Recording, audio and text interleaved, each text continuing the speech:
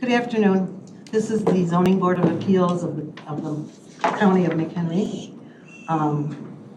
This is a petition, application number 2024-042.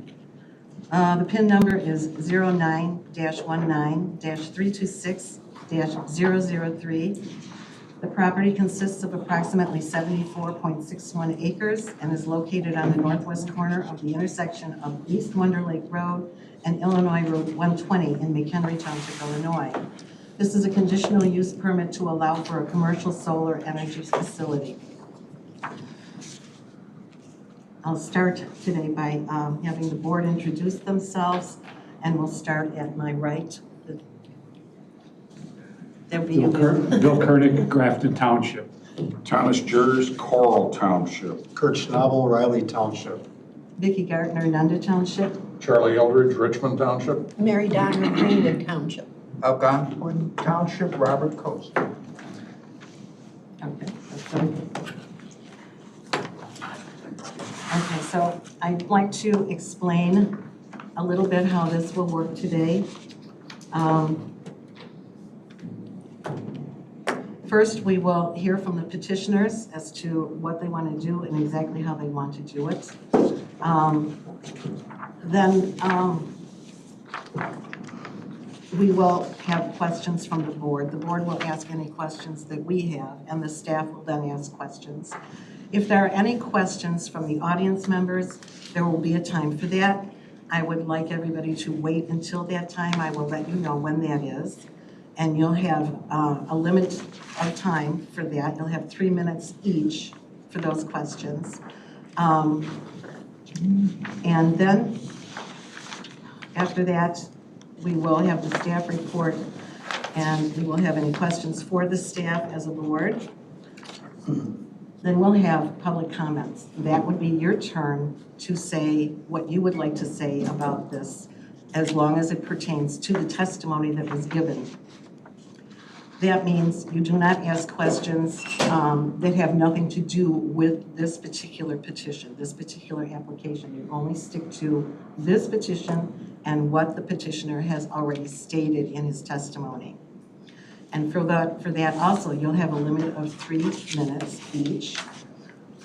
We have to be out of this room by 4:30. We will listen to everybody that wants to talk. If we go up to 4:30, we will have to continue it. So I, ask you to keep your comments and your questions brief, as I'm asking the petitioners as well. I'd like to explain a little bit about how this works from our end. We don't decide where solar farms go as a board. We've got nothing to do with that. That comes to us. The staff doesn't decide where solar farms go. That is something that goes to them, and they then bring it to us. The reason that there are solar farms in Illinois right now is because the state has decided they want to be a green state, and the way to do that is with solar. And so they have made it easy for solar farms to be planted in agricultural places, industrial places, etc. Being that the case is a zoning board, and actually as the county board as well, we are not really allowed to vote against solar farms. We have to comply with the laws of the state, and we do that. In a little bit, I'm going to swear everybody in, and the reason for that is because this is a quasi-judicial type of proceeding. It's not a court, but everything that you say under oath is taken down into record. And should this ever go to court, those records, those minutes, all those comments will be available. So I just wanted to give you a heads up on that. At this point, I'd like to remind everybody to please silence your phones if you have them with you. And I lost my legal sheet here somewhere.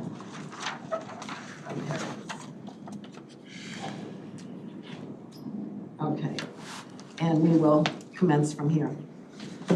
Okay, the publisher's certificate of publication from a newspaper is dated August 13th, 2024, and thereby meets ordinance requirements.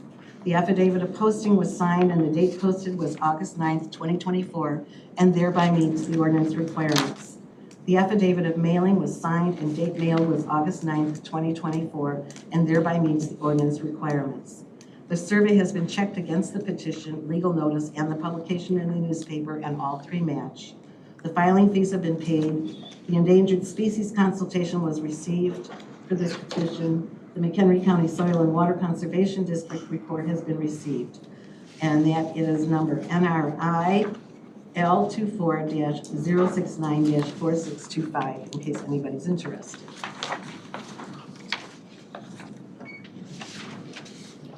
Now, as I mentioned, the audience will have time for questions and for comments.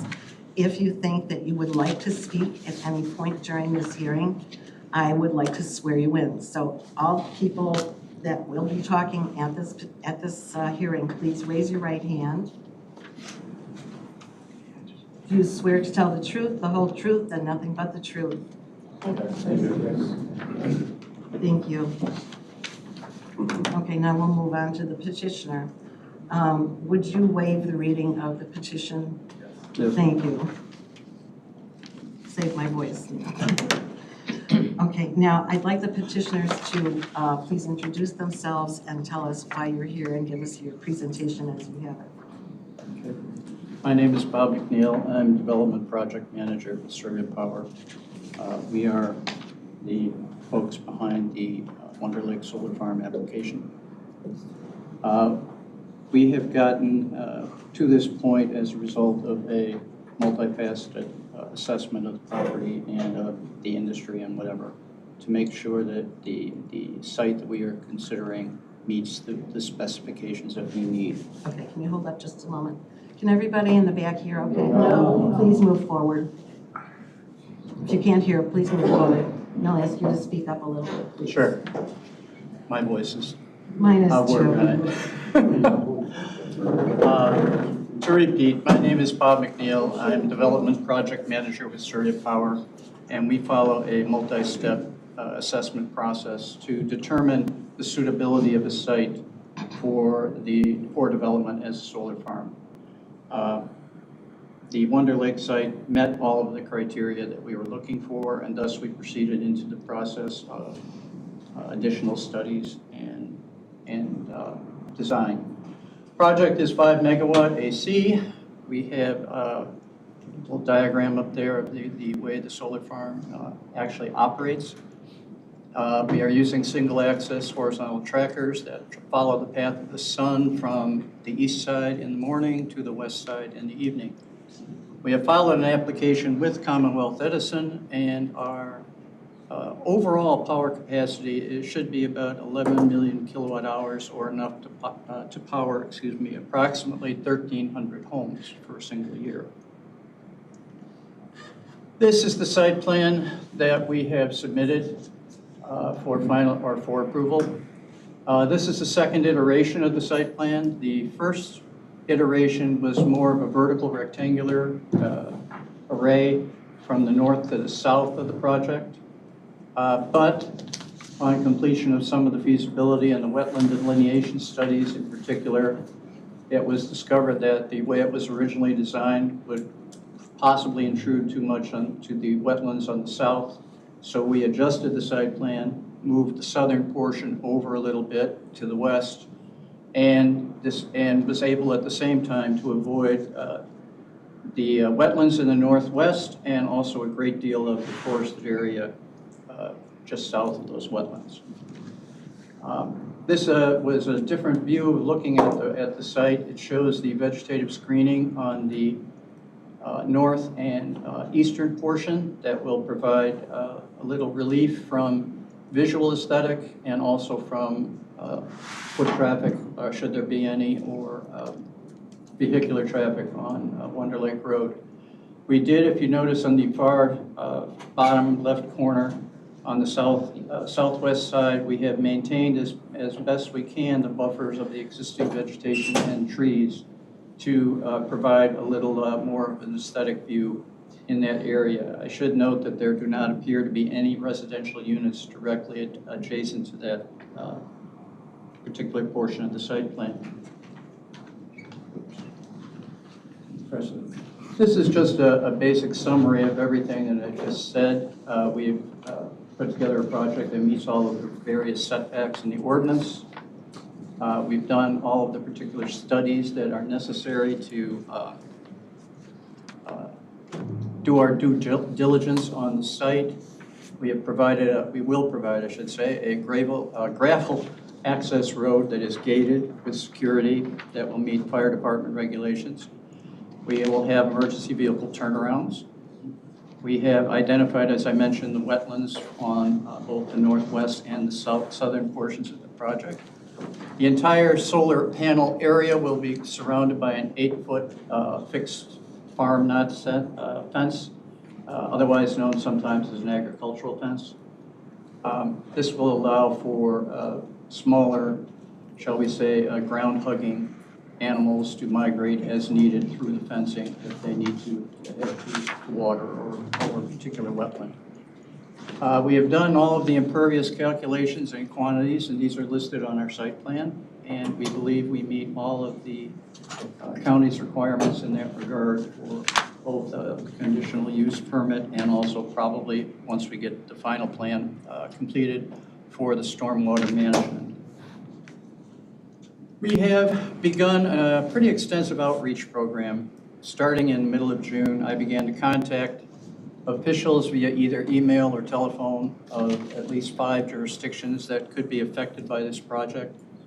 McHenry Township, I contacted supervisor and the highway commissioner to determine road jurisdiction and permit requirements. I contacted Bull Valley and informed them of the project. I had a conversation with village staff and some verbal comments concerning their issues that they thought might concern regarding aesthetics or environmental issues. I also contacted the city of McHenry, even though they were outside of the 1.5-mile requirement, because I felt it was, given the nature of the emergency response plans that are usually coincide with a solar facility, their fire people may respond and their city may be asked to respond in some cases. And I discussed that with city planner sheriff over there, and he did with their staff, and they have no comments or issues or objections at this time. I did likewise with the Wonder Lake Fire Protection District, which has the major concern with the site. No contacts, no comments or issues were noted by them. I also spoke to the Village of Wonder Lake with multiple email, telephone, and an in-person discussion with Administrator Beath, and they are aware of our site plan and what our particular plans are. They have not conveyed any particular comments or not one way or the other on the project. I'd like to show you a couple of views. Now this is there's note where the camera is pointing. This is the view in the next slide of what we anticipate the street frontage may look like at that particular point. You'll notice the existing conditions on the top, then various progressions through to, I think it is 15 years of growth at the bottom. The fences are not that tall. They appear to be 10 or 12 feet on this, but they're really only 8 feet, the posts.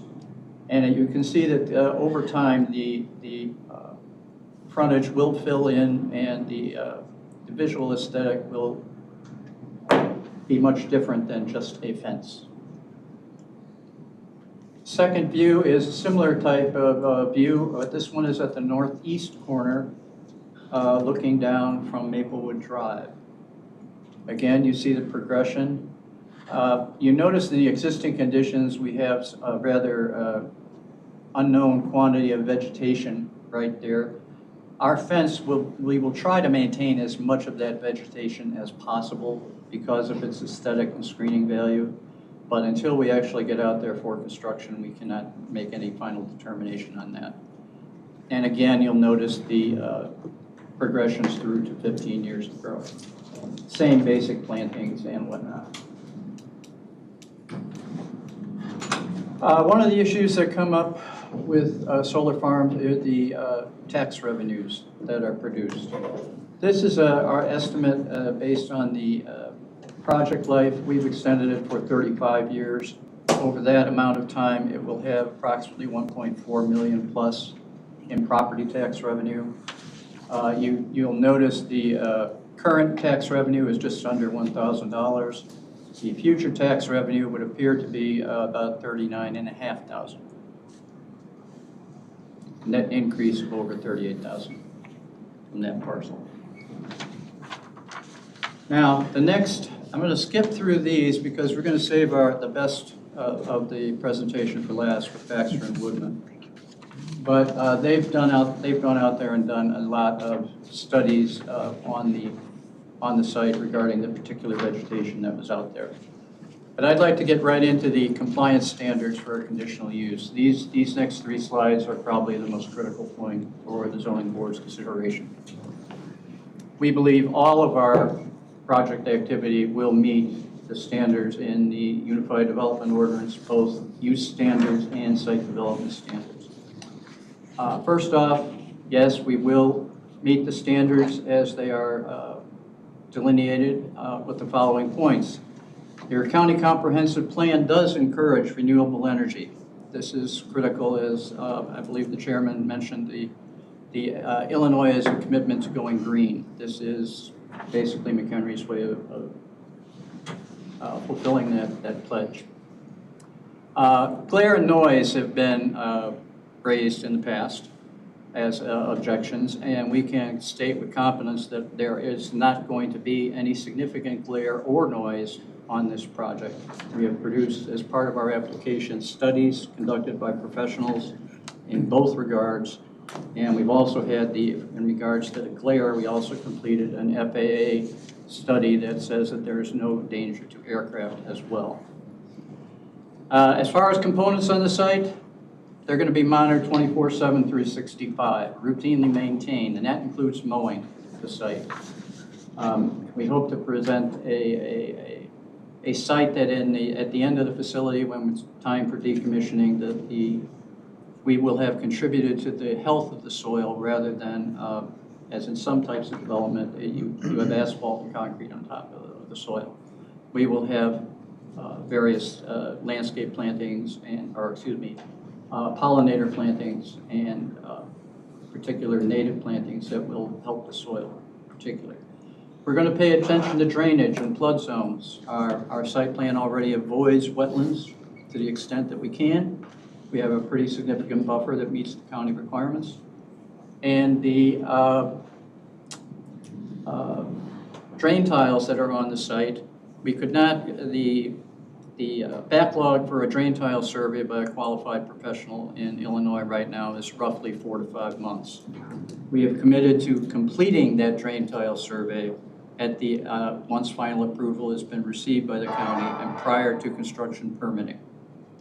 In the interim, we've prepared a drain tile mitigation plan that is part of our submission, and it basically outlines the way that we will fulfill the requirements that are associated with the state's agricultural impact mitigation agreement.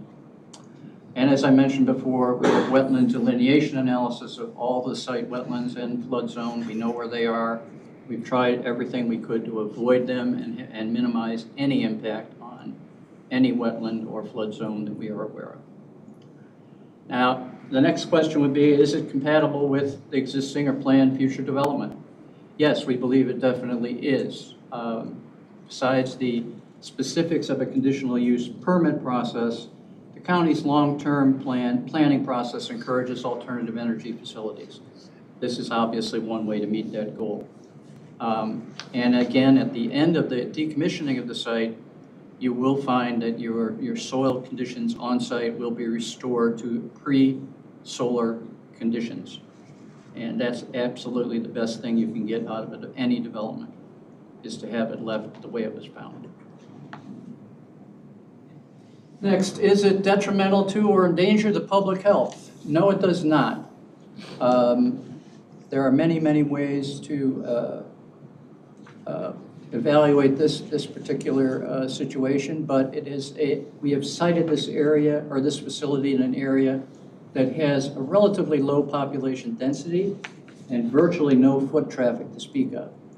So there is not going to be any real detriment to the public health. There are some concerns that have been raised across the nation about the condition of the panels. We have provided an MSDS report that indicates that all of the materials used in our panels are completely healthy. There is no danger of runoff or groundwater being affected adversely. Now, when it comes to the next statement, will it diminish or impair property value? Studies across the country have shown that no, it does not. The number of studies have been conducted, and there have been no measurable impacts on property values, no matter what the perception may be. Most of these studies have been conducted by a firm called Cohn-Resnick, which is highly respected in the property valuation industry. And we've provided a link that anyone can go and investigate the use of these studies, and if necessary, there are probably studies out there that you can obtain to check and see what the property values and how it was done, how the study was actually conducted. Adequate utilities, access roads, drainage, and other facilities. Well, we don't have a typical development that has a lot of access roads. We will have one, 20-foot wide, gated gravel. The infrastructure is provided to connect to the local grid, and the construction activity that we will follow during the construction of the facility will comply with all the best management practices that we are aware of and that are enforced in the county's codes. And the last slide for your compliance standards. Has the study or the facility been designed to provide ingress and egress to minimize traffic congestion and hazard? Yes, it has. We have minimized what you would call a curb cut. We have one access point. It's gated. All of the construction activity will be conducted on site, including the parking of construction vehicles, the parking of workers' vehicles who are working on site. They will not be parking on Wonder Lake Road. So therefore, the vehicular transit on that road will be unaffected. Will it conform to the applicable standards of the A1 zoning district? Yes, we believe it does. The county has given us no indication that it does not. And they would, of course, be the final word on that. Is it reasonably in the interest of the public welfare? This is sort of a question that can be taken depending on your perspective, what you're looking at. But the presence of renewable energy is definitely in the public interest. The presence of a facility on a site that will generate additional tax revenue is in the benefit of the public interest. And perhaps more importantly is the manner in which it is done. After construction is completed over a period of time, the site you will hardly be able to notice that the solar farm is there. But the vegetation will need time to grow, obviously. Regarding groundwater recharge and groundwater quality, we have gotten a fairly impressive list of seed mixes and plantings that will be used that will be covering the entire ground level of the facility other than the gravel road. And this was done with the idea of preserving and actually promoting better soil quality over the course of the lifespan of the facility. And we believe that, plus the drain tile maintenance and repair if needed, full compliance with the county's stormwater permit process, and again, best management practices, and we will not have any adverse impact on groundwater recharge or quality. The state has an agreement out there, the Agricultural Impact Mitigation Agreement. We have executed that with the state, which requires us to follow certain procedures, and those are also part of the approval process here in the county. Now, I'm going to turn it over to the guys who have the pretty slides with all the green trees. You're looking at me? Yeah, you're right. Does that have a laser pointer on it? It does. Yeah, want it?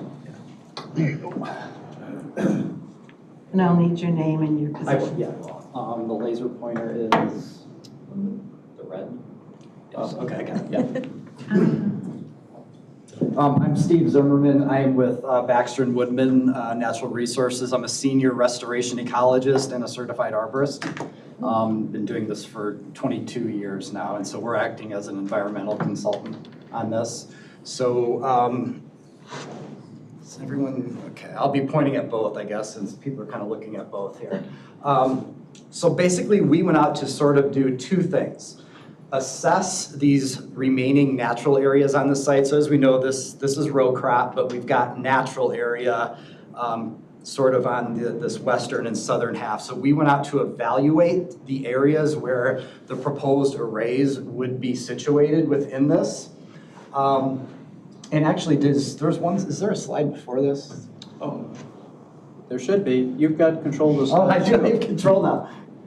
This is the first slide, so this is actually more important, then we'll go to the next one. So this paints a picture of what this lot looked like from the first aerial images taken in the late 1930s. I picked one in the 60s, and then in the 2000s, and then more recently. So what I want to point out here is if you look at the 1939 aerial image, you can see that all of this is farmed, okay? This, what you see here, generally when you see these black dots with open gray in between them, those were oak hickory woodlands that were still pretty open at that time. From like post-European settlement up until the 1930s, they were still open and more remnant and realistic to what they were historically. So over time, you can see 30 years later, this area is starting to kind of fill in. You can see these wetlands that'll show up on a bunch of other slides. These dark areas represent sort of where the wetlands are now as well. But you can see this still looks farmed. This may no longer be farmed. Maybe it was cattle grazed, maybe too wet since that's where the wetland areas are. But you can see already shrubs are starting to kind of fill in that area.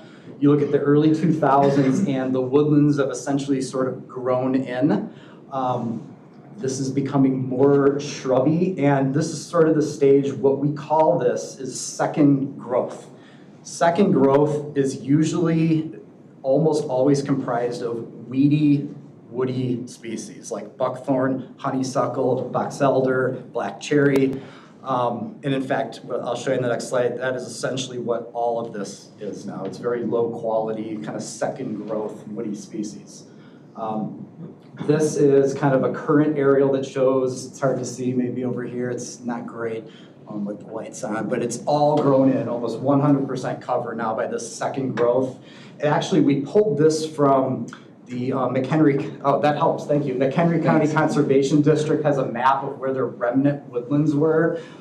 This is actually where they mapped them. And if you look back at the 39 aerial, it kind of lines up with where probably these old growth oak trees are located right here.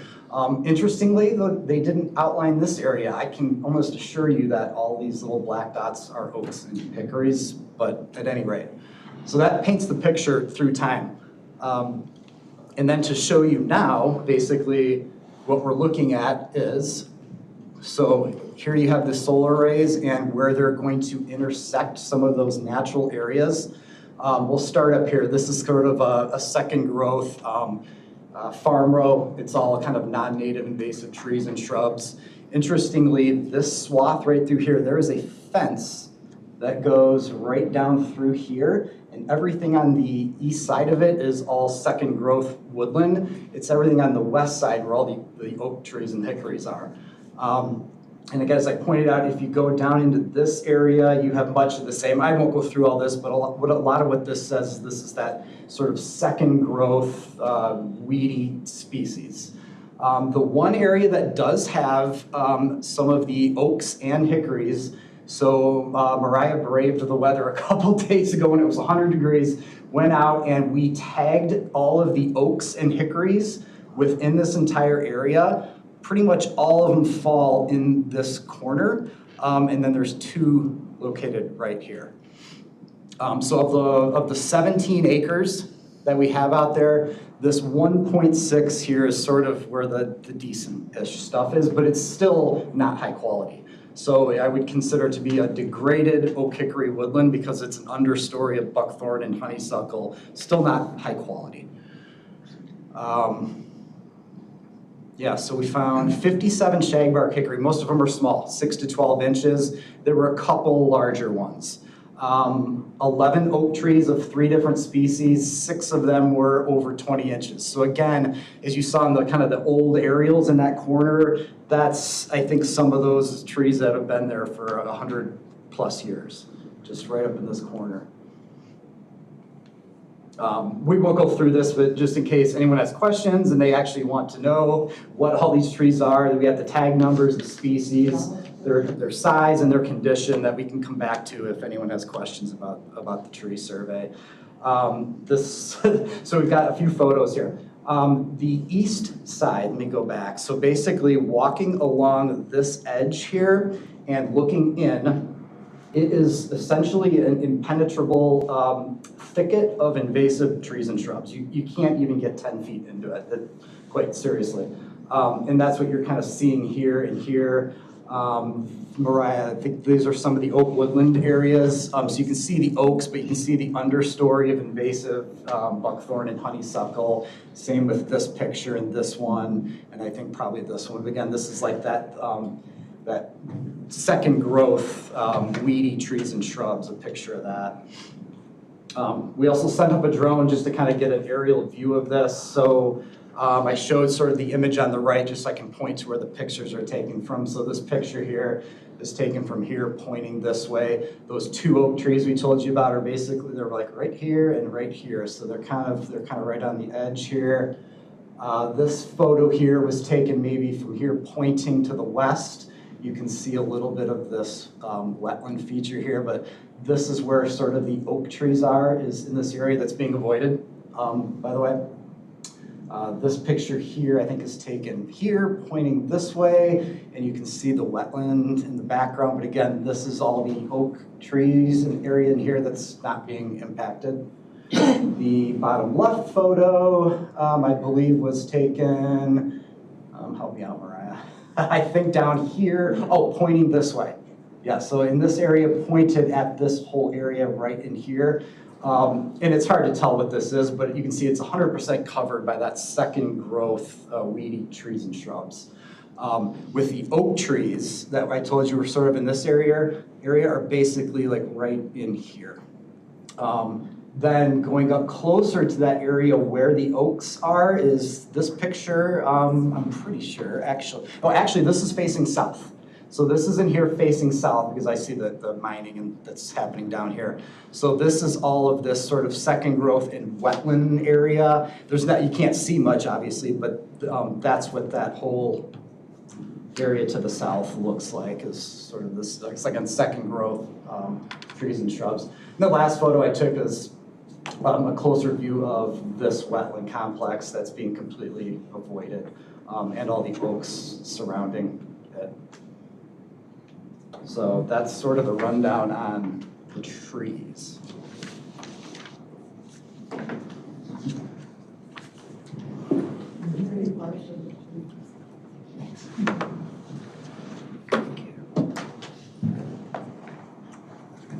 And I think that pretty much sums up just about everything that we have to present. Obviously, we have questions. We have our engineer present. We have Baxter and Woodman still here on the woodlands, and I'm here to try to answer process questions. First of all, could your engineer please introduce himself? Oh, speak up. Anatoly Zeltzer. I'm sorry, what? My name is Anatoly Zeltzer with Saria Power. My primary focus at the time is support engineering and construction. Anatoly Zeltzer, pleasure to meet everybody. I'm with Saria Power. We are here to develop and deliver community solar to the region. Please don't speak unless you're recognized. Oh, I thought he was looking behind. So yes, all things design, build, engineering, construction, due diligence, safety, and just listening to the public and trying to comply and support to the best of our capabilities. Okay, thank you. And Mariah, I think we missed you somewhere. Yeah, I'm Mariah Malone from Baxter and Woodman Natural Resources. I'm a restoration ecologist. Okay. Okay, I think we have everybody here now. Jay. Introduce himself. Oh, yes. I already know. Okay. And your name, sir? Yeah, I'm Jack Franks, and I'm helping the folks here present if necessary. Okay. So I'm going to put you down as helper. That's it, help, assistant. Don't feel bad, they usually forget me. Okay. I've been called much worse, it's not a big deal. Okay, now you did go through the conditional use stand. Can we have a little more room again, Oh, yeah, please? sorry. I really can't see. You went through the conditional use requirements, but we do have also standards for a commercial solar energy facility, which we'll go through. If you have the report, you'll find that on an unmarked page. Sorry, what page would that be? Well, can you put them up? I can put them up. Okay, thank you.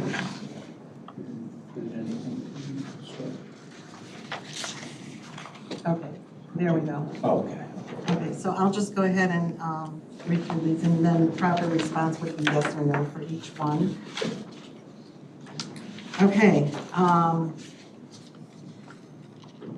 Have you performed a threatened and endangered species consultation, or EcoCat, which we do have in our packet, for the site? Yes, we have. It's included with our submittal to the county. Okay, have you submitted a site plan? Yes. Okay.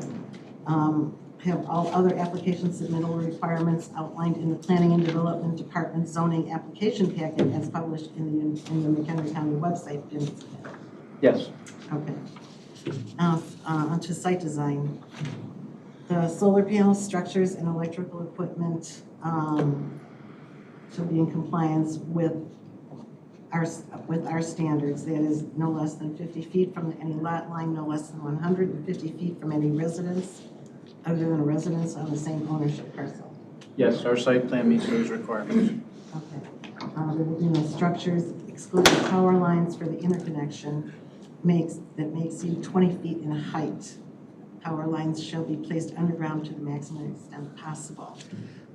So all your structures will be under 20 Yes, feet. all the cabling and wiring will be underground, with the exception of the actual connection point to the ComEd grid. Okay, and the panels themselves will be under 20 feet. Yes, the maximum tilt usually is around 14 and a half feet. Okay. Okay, lighting must comply with, this is exterior lighting must comply with our ordinance 16.60.020. Yes, as of right now, we don't have any exterior lighting shown, but any lighting that is placed on the site will be shielded and focused downwards. Okay. Will the solar panels have a surface that minimizes glare and comply with 16.60.040D, the lighting and glare ordinance? Yes, it does, and we have provided the glare study to confirm that. Will the facility be situated so as to minimize impacts to woodlands, savannas, wetlands, drainage tiles, and encroachment into floodplains, and comply with the stormwater management ordinance? Yes, and again, this second iteration of the site plan, the first one we did was modified to take this into account. Okay, and any drainage tiles that are damaged will Yes. be repaired? Yes. Okay, in order to prevent erosion, manage runoff, and provide ecological benefit, will the facility be planted with low-profile native prairie species using an appropriate mix for the region? Yes, we have outlined already seed mixtures and whatever. I do have them on the slide, but they're also included in the application packet with the county. Will fencing be provided in compliance with the National Electrical Code as applicable? Yes, There will be no barbed wire? no barbed wire. Will any part of the facility that is within 500 feet of a non-participating residence or road right-of-way be landscaped with an arrangement of native shrubs subject to approval? Yes. Okay, prior to building permit issuance, will you prepare a landscape monitoring and maintenance plan to ensure the establishment and continued maintenance of the native species plant? Yes, it will. Okay. I'm losing my voice. Prior to scheduled public hearing, will the operator enter into an agricultural impact mitigation agreement with the Illinois Department of Agriculture, which you included in your packet? Yes. Okay. Prior to building permit issuance, will you provide an executed road use agreement between the applicant and the appropriate governing road and highway jurisdiction? Yes. Was, Thank you. on to safety. Okay. Prior to construction, the operator shall prepare an emergency management plan acceptable to the county and local fire district and shall be responsible for training emergency personnel as needed. Agreed? Yes. We've had some discussion with Wonder Lake Fire Protection District, albeit brief, about that. Okay. Will a sign be posted providing the name of the operator and a phone number to be used in case of an on-site emergency? Yes, that will be prominently located at the access point. Okay. And I believe there will be smaller ones located around on the fence Okay. surrounding. Will access be granted provided appropriate advance notice for periodic inspection of the site by the county or the local fire district? Yes. Will damaged solar panels be removed, repaired, or replaced within 60 days of damage? Will the ground remain free of debris and damaged solar panels at all times? Yes, we plan on regular routine maintenance, not only of equipment, but also for the mowing and whatnot of the facility as required, probably about 4 to 6 times per year. Okay. Now we move on to abandonment. Should you start this and then decide you don't want to do it anymore and just leave? A, the commercial solar energy facility shall be considered abandoned if the operator fails to pay rent as specified in the AIM agreement, or if it ceases to generate electricity for a period of 12 consecutive months. Reports of electrical power production shall be provided to the county upon request. An abandoned commercial solar facility must be decommissioned and removed within 12 months from the time it is deemed abandoned.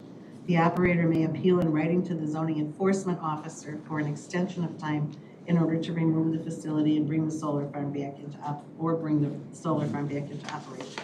Do you agree? Yes, we agree. Okay. Decommissioning. Decommissioning and removal of the solar energy facility shall be responsibility of the operator upon abandonment or revocation of the conditional use permit.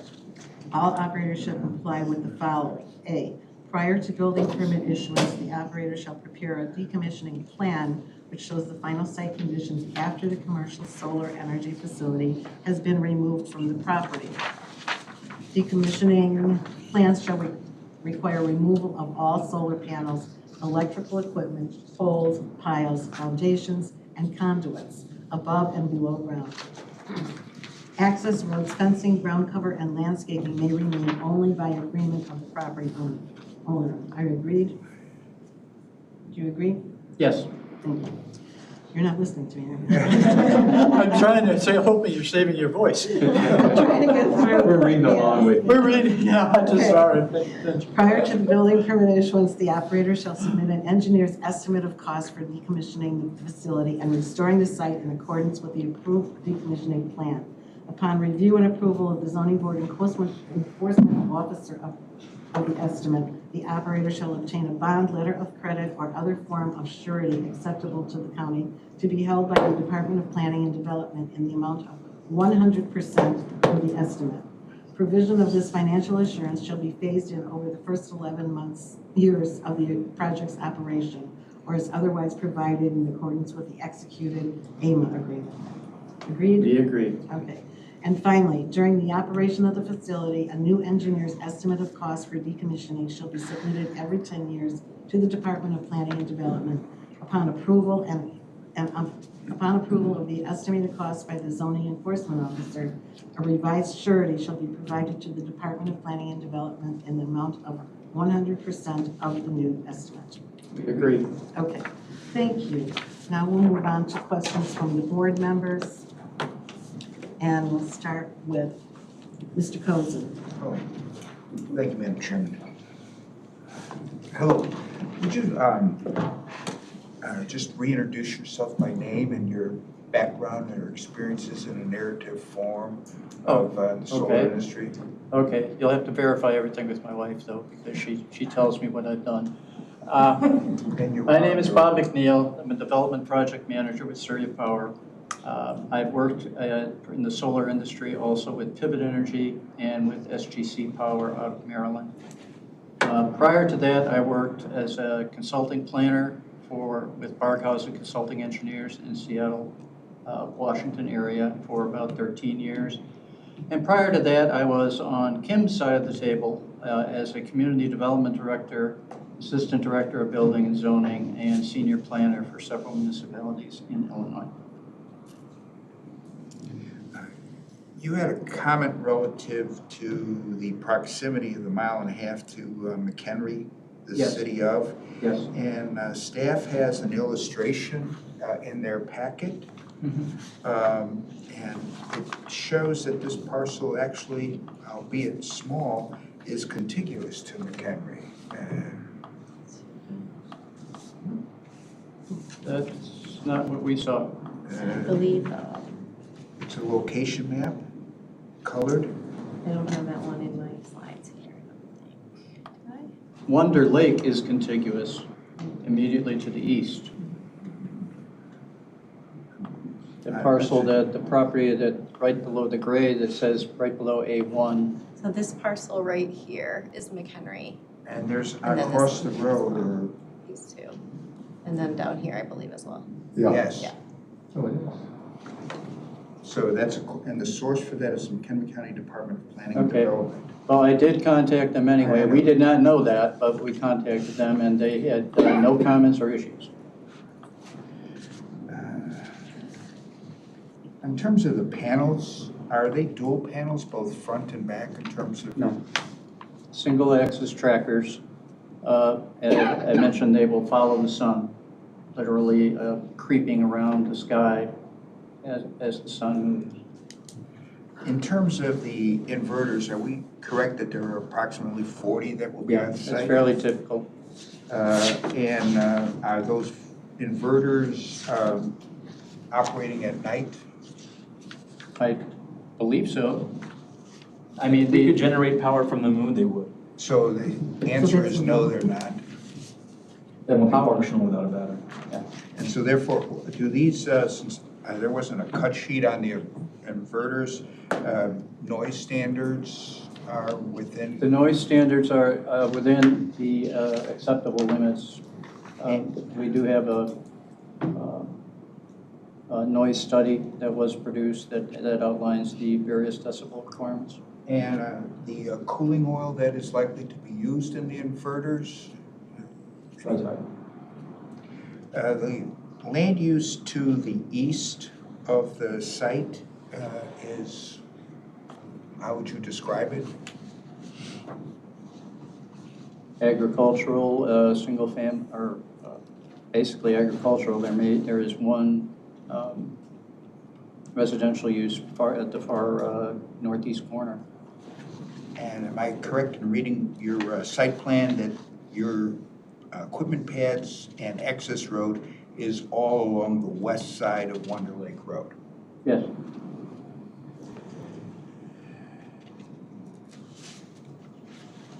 And East Wonder Lake Road, you had agreed to undertake maintenance. Do you know who has the maintenance presently of East Wonder Lake Road? There is a division of responsibility between the township and the village of Wonder Lake. Our access road at the moment is currently within Wonder Lake's jurisdiction. But again, we have contacted the Superintendent Condon, I believe his name is. How would you know when to mow the interior area of the solar panels? Or what do you plan to do to control the vegetation in the interior area of the solar panels? Typically, there is a firm that is contracted for routine maintenance of the site. Exactly what the terms of that, contract would be, I can't speak to right now. But obviously, there would have to be periodic visits to the site for that. That's why we say between 4 and 6. And again, that is depending on weather conditions. If you have heavy rainfall, it's just going to grow tremendously. And the standards or conditions for mowing between your fence and the right-of-way of East Wonder Lake Road, how is that accommodated? I don't think that's been specifically addressed at this time.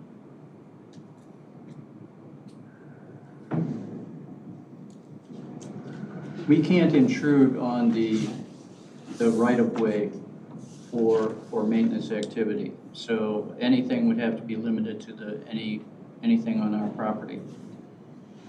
On the site plan, it shows that the project parcel area is 72 some change acres. How much of the 72 acres is occupied by the solar panels, et cetera?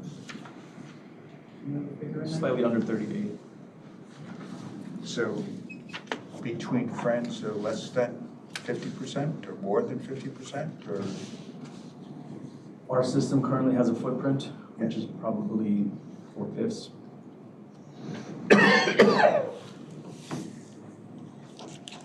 Excuse me, you missed your question.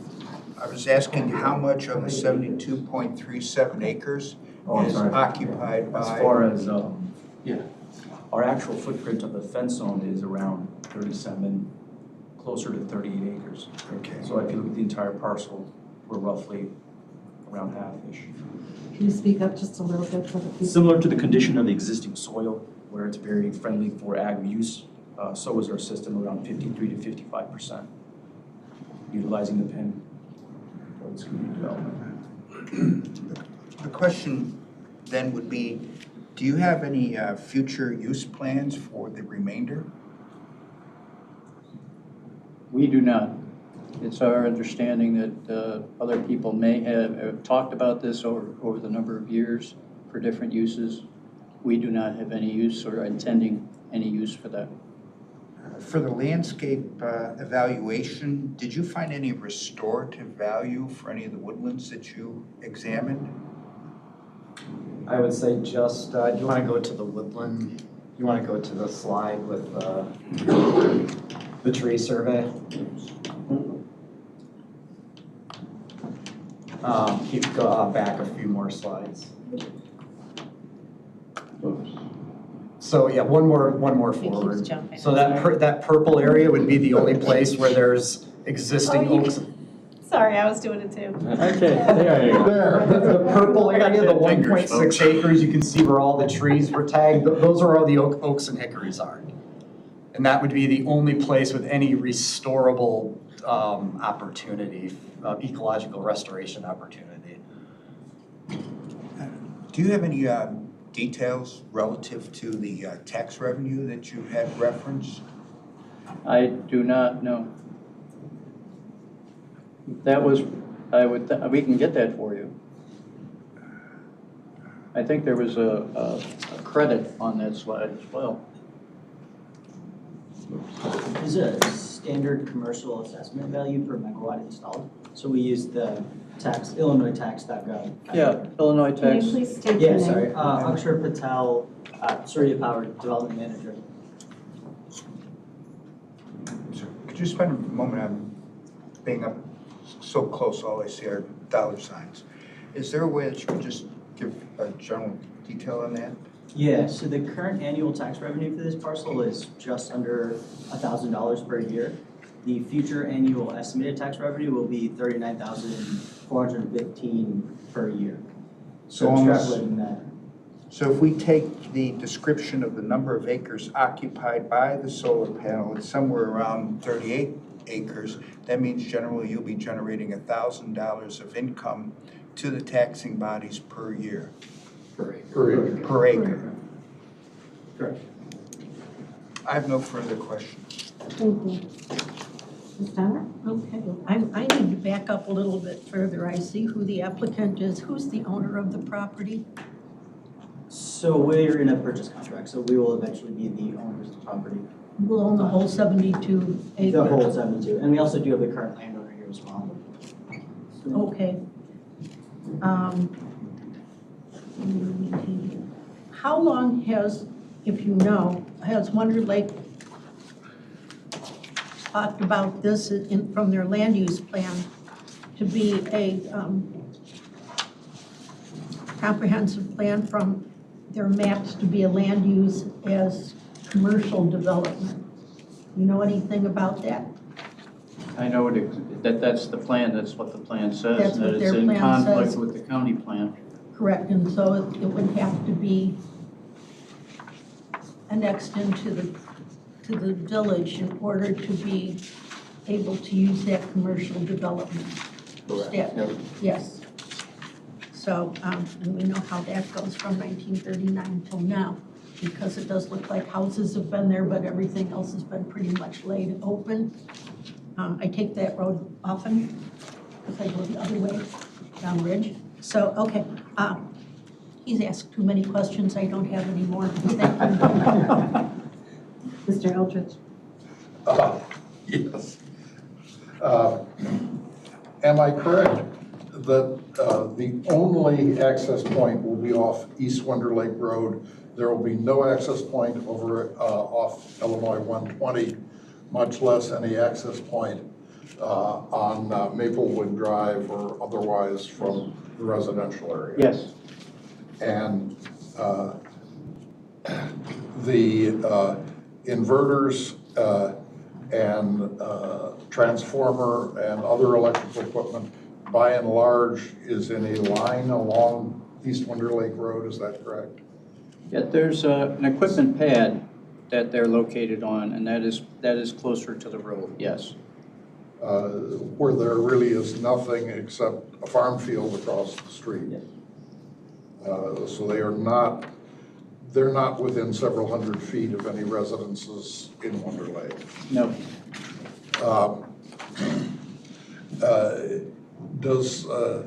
I mean, obviously you cannot predict the business conditions for the next 30 or 40 years, but typically does Surya continue to own properties like this, or do they generally resell them? I think market conditions may dictate, but at this point in time, our commitment is to remain as owner.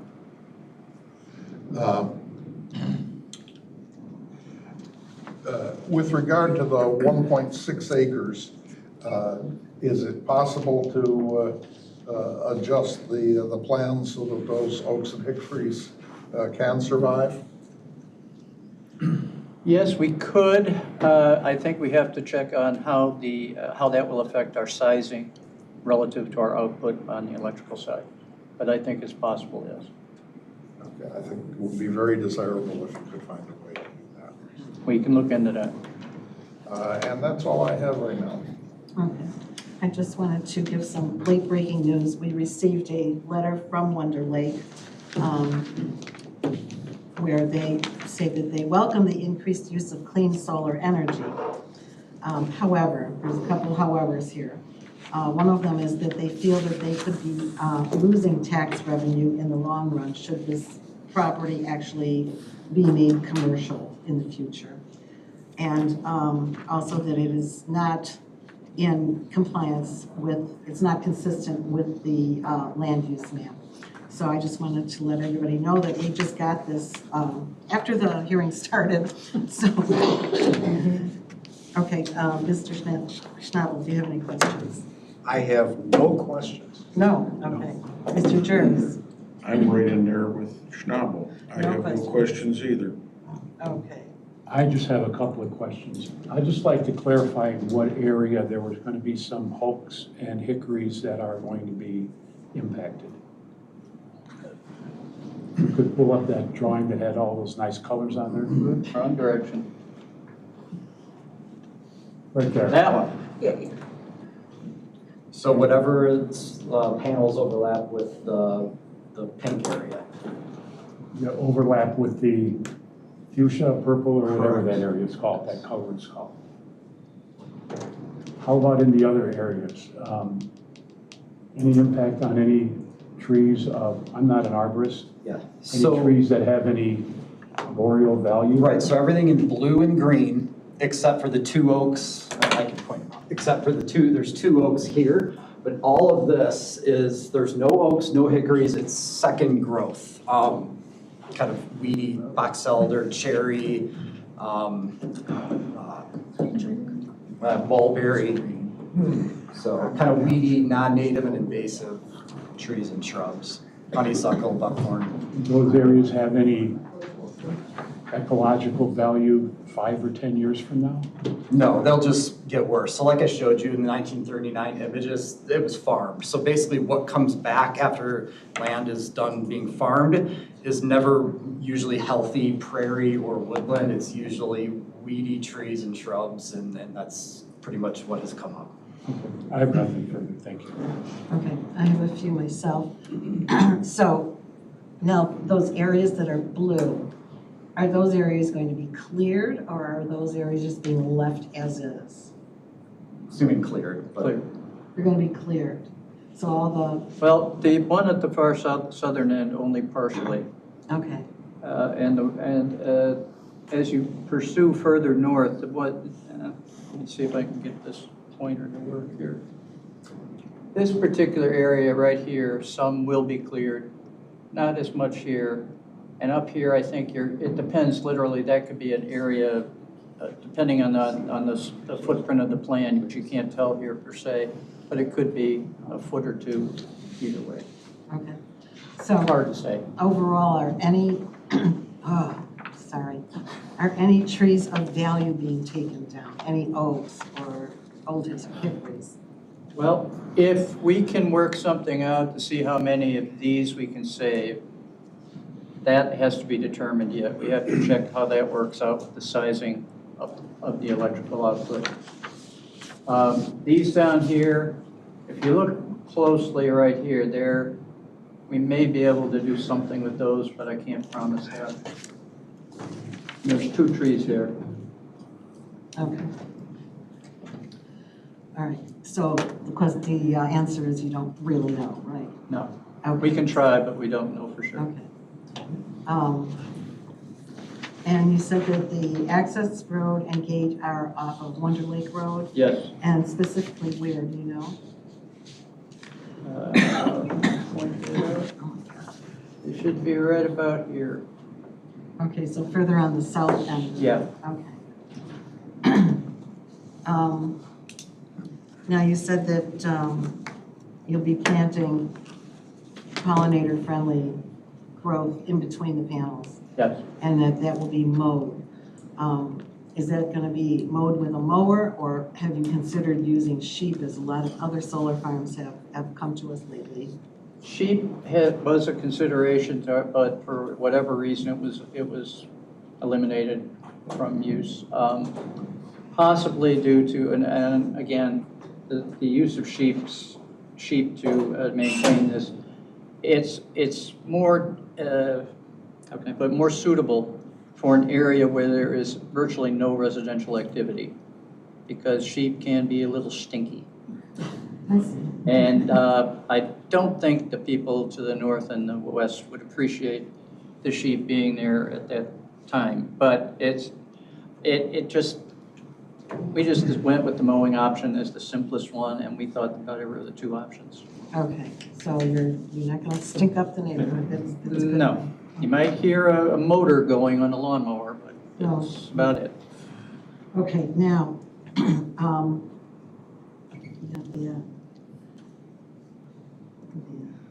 how long is construction going to take from start to finish? Let's say, for instance, this goes through here, you go to the county board next month, that goes through. Then when will you be starting construction? I mean, I know you have a lot of hoops to jump through before you start, but approximately when?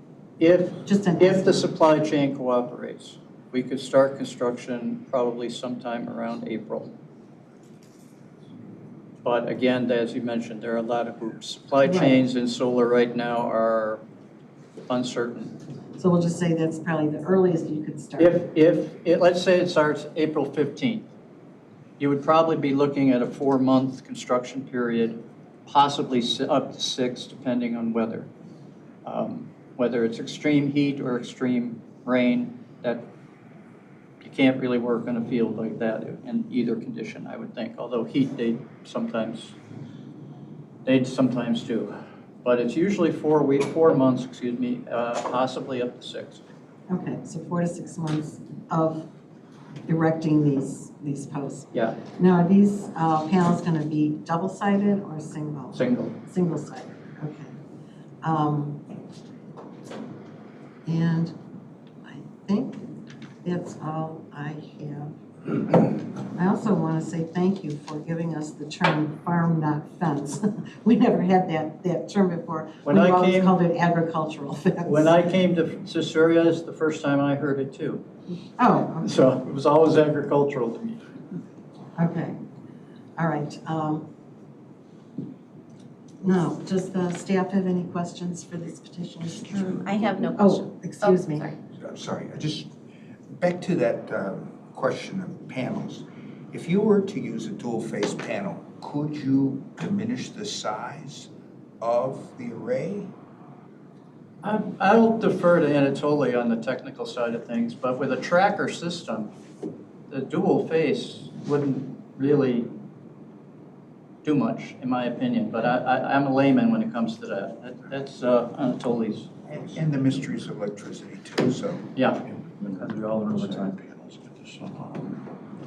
The best way to describe it would be this. This system is customly designed for the ability to be modular. So whether there are existing natural environments that we discover, such as oaks and hickory trees, it can be adjusted even during construction, unforeseen conditions, just like drain tides. So that's how we're approaching it. The module itself, we're really focused on the wattage of the module to make sure that the MSDS is complied with accordingly. However, it can be bifacial or single phase. That's going to be determined as we get into the specifications and the issues of permit stage of the project. So at the moment, we have a 550 watt module. It generates that completely. It may be single phase, it could be double, it could be two, bifacial. And then you have customized inverters along each one of the arrays, but at least in your conversation or testimony, takeaway is that the oaks will have an element in your formula of design. Most certainly. Thank you. Okay, thank you. And I had one more point as well. Oh, so does Mary. Mary, go ahead. It's a short point. It's one that I'm forever, and anagrams, or acronyms, whichever one it is, whichever one is not backwards and forwards is the same. MSDS stands for what? Material Magical safety, specifications. material specification denomination sheet or something like that. Okay, I don't know, I can't guarantee that answer. well, thank you, but that's at least It's close. close enough. It gives me an idea. Yeah. Because I get that kind of thing all the time, and I always had agrivoltaics was the one I didn't know, Agrivoltaics, yeah. and it has to do with solar farming. Yeah. So I'm very I just can't Agrivoltaics is pronounce. essentially just the use of farm animals for grazing purposes, usually sheep, sometimes goats, but usually sheep. And it's accurate. It's an acronym? Okay. Yeah. Yeah. Okay, we got that all settled for you. Okay, now just to reiterate, all the equipment is going to be on the eastern edge of the site, is that Yes. correct? And there's no houses over there, so no sound from those pieces of equipment should travel to homes? No. Okay. No. Okay, thank you. Now, does the staff have any questions? Just one quick question. There's like an existing farm access, I believe, at like the northeast corner of the property along Maplewood. I'm assuming that that's not going to be utilized at all for the, okay, the fence We are is not going to be. considering like- that for access for anything. If it's there, it's going to be fenced It won't off. be used during construction or anything No. like that? Okay, that was the only question I had. Okay, thank you. Any questions for the staff? Wait, where did the staff report go? Oh, staff report. Then we might have questions. Okay, go ahead. You do public questions now, is that? No, Yeah, it's public questions. yeah. You have one more. Excuse me. Yeah. Did we hear any other public comments from either McHenry, Bull Valley, or even Greenwood? I haven't received anything. Greenwood. Greenwood, okay. Greenwood, okay. Thank you. Okay, so now it is time for any questions that the public might have for these petitioners. Again, I would like you to state your name and address before you speak. You'll have 3 minutes to ask your questions.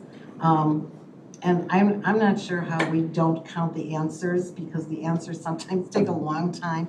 I'm gonna say you have 3 questions that you can ask, okay? You're limited to 3 questions pertaining to the testimony that has been given, not anything else, okay?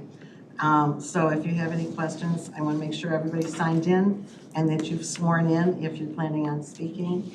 And please come forward. Any questions? I have one question. Please come forward.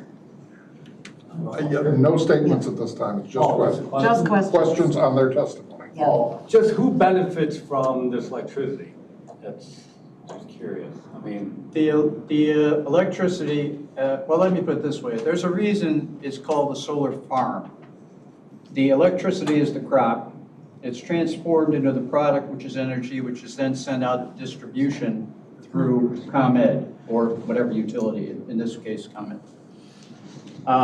Whoever benefits, I think everyone benefits in the sense that the overall electrical supply is stabilized to some degree, as opposed, when you're talking in market terms, as opposed to a coal or nuclear or whatever.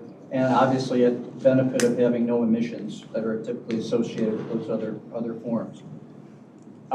In terms of an individual, most solar farms operate on a subscription basis where a person working through the utility can sign up for a subscription to be I guess you call it a member of that particular farm. And usually those, again, depends on the utility and how they structure it, but usually they will save around 10%, maybe a little more, a little less on their bill. So in that sense, it benefits specific people, the overall market. The county can also use it as a bit of an economic development tool because having more renewable energy, the market has got a lot of green companies in it now that look for things or locations that have green, sustainable energy. And that can be used as a marketing tool by the county. Whether they do or not, I don't know, but they can. And I did not get your name. oh, sorry, Jim Shoddock, And your address, sir? 7714 East Maplewood. Okay, thank you. Any other questions? Yes, ma'am. Come forward, please. State your name and address. My name is Stephanie Cooper, 3005 Rosemary Drive, Winter Lake. You talk about decommissioning. What is the life of the solar farm? Typically, solar farms have a lifespan of 30 years. And I want to ask the board if they're aware of Will County's rejection of a solar farm back in November because it didn't match. Okay, first of all, you can't ask the board questions right now, only the petitioner. Well, okay. And we can't take that into consideration regardless. Okay. Okay. Can I ask the Baxter people? I'm sorry, what? Baxter? Yes.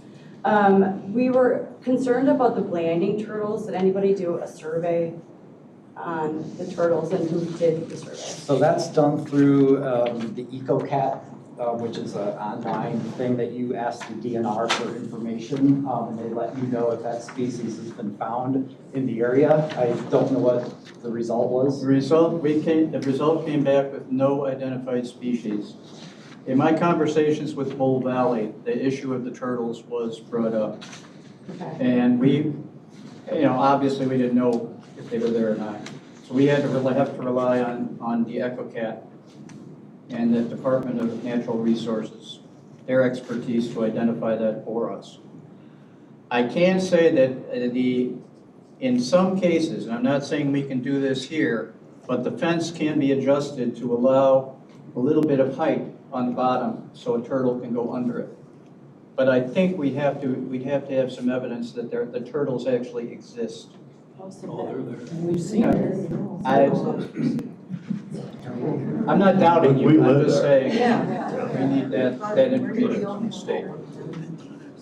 Hey, it's not only turtles, but also smaller animals, rabbits. Yeah, smaller, yeah. Possums, so on and so forth. There should be some space between the bottom of the fence and the ground. And if you can do that, that would be excellent. I think we can. We'll Okay. incorporate that into our critical path method for any kind of project. I think we might actually add that as a condition possible That's too. good. Good. Okay, I did my 3, so. okay. Thank you. You did good. My name is Okay, Bridget Diedrich, 7901 Payne Drive.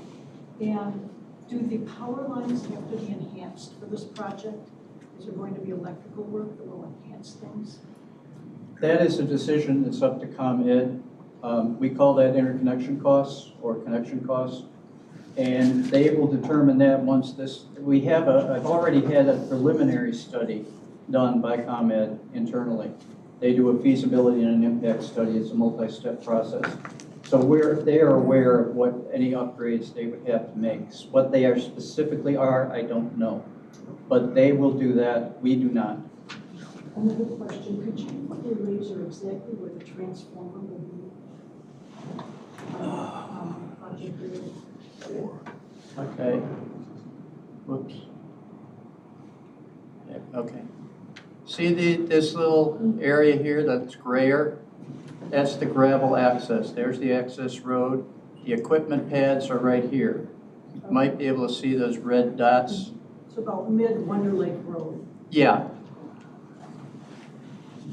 They're there primarily as an access, a point of accessibility for any emergency responders that have to get in there. They can fight a fire or whatever from the road if they had to. They wouldn't, but they could if they had to. yes, sir. Yeah, Bob Dietrich, 7901 Pin Oak. I just have a question. What are the 2 squares in the hash off on the left side of the project? What's that represent? I can't see it on that. I believe that's a 150-foot buffer from the lot lines of the residents there. I don't know if there's Who's speaking? You're talking about these? Yeah. Yes, yes. That could be for a buffer purposes. That looks to me like there's a dwelling there and there, but I can't be 100% sure at this What if resolution. the 2 vacant lots that are adjacent to that were buildable at one time? Would that buffer move? Because I know they're vacant right now. But what if someone was to build on those lots? Where are the lots you're looking at? You can come up and point to the map. Shine your light on this. I'm trying. Yeah. I can't seem to get the light there without hitting the button. Sir, do you want to come up? Okay. You're talking about here Yeah, or here? yeah, right there, right? Just drop down now. Drop Here? down. Right there, there's 2 lots there. Well, that's still, they could be buildable. The buffer is still intact. Okay, okay.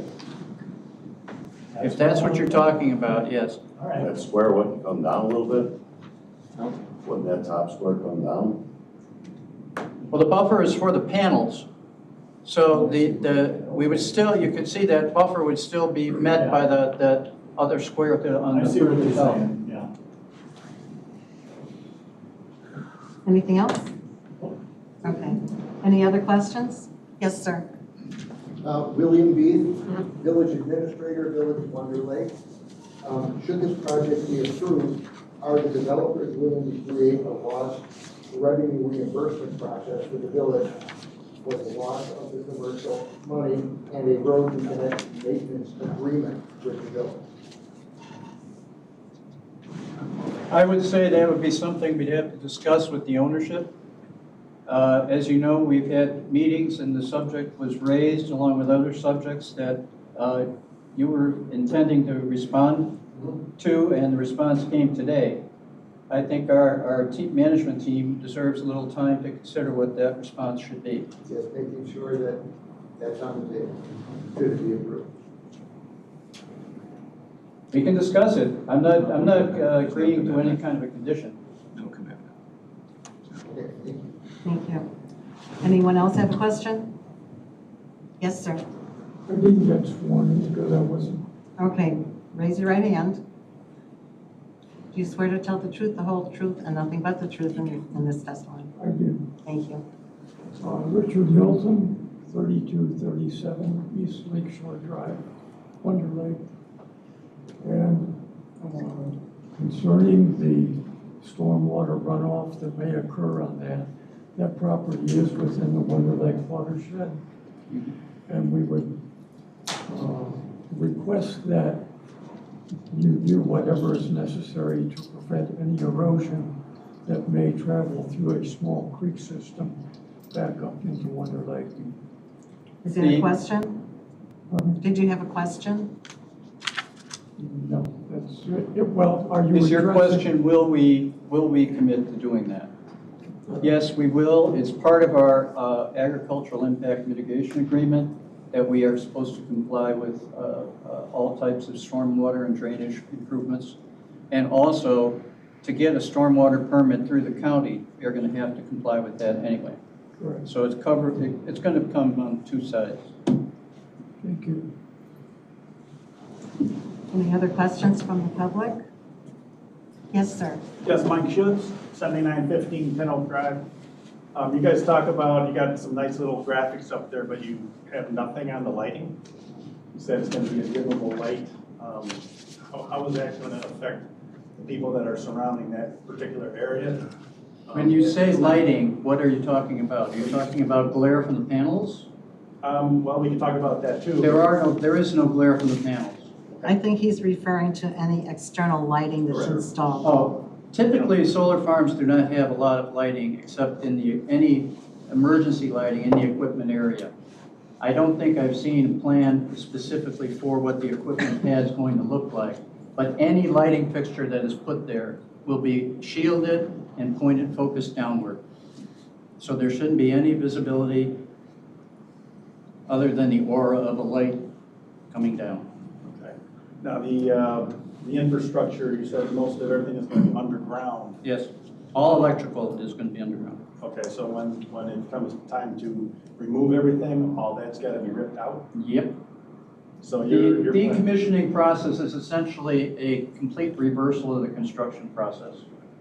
You start by ripping everything out that you put in last in the construction, and then you work your way down and out. The fence would go, the wiring, the cabling, obviously all the panels, equipment, racking. The gravel road would probably stay to some extent, but that could even be removed. Now, you guys have chose this site. Was there a particular reason why you chose this site when there's, I don't know, millions of really vacant property in the county? Not every vacant property meets the interconnection requirements for the grid. There has to be a reasonable chance of connecting with the proper wiring and cabling and upgrades to the grid to make this site feasible. I had one site out in Winnebago County where the preliminary cost estimate was a few $1 million. By the time ComEd got through with the upgrade costs, it was escalated to 17 million, and that project died. So there are improvements that have to be made in a situation like that they will put a price tag on, and then we will agree to it. And then the project moves forward. They have a multi-stage process at ComEd. I know it's a feasibility, impact, and there's a third one, I can't remember the name of it, where there's actually 3 levels of study that they go through before this thing can even connect. Plus One the more upgrades. question. One more. The odds of this going through is pretty much a done deal, or that's a rubber stamp thing, right? And all of us here that may have concerns are really not going to be hurt too much. The odds of this going through are never 100%. There are many projects that have come through this board that have not been built and are never going to be built. The rubber stamp part comes from us, from the state. We cannot deny it by law. So I think that's where you're getting the rubber stamp idea. but that does not mean, not every project is actually built and oh, she's giving me a word to use, viable. Well, we have approved, the county has approved about 90 of these countywide, and about 10 have been built. Yes. And they generally take a long time to get off the ground. You don't know, this is the one that's closest to residential? No, no. We're not. Absolutely not. Thank you. Thank you. Any other questions? One more. Where can we find these? Please stand up and state your name. Bridget, again. Where can we find these slides? Are they through Baxter Woodman or is there a website? I'm going to tell you about what you can find online. If you go online to the county site and check our hearing here today, you'll have everything that has happened today, all the information that we have here today.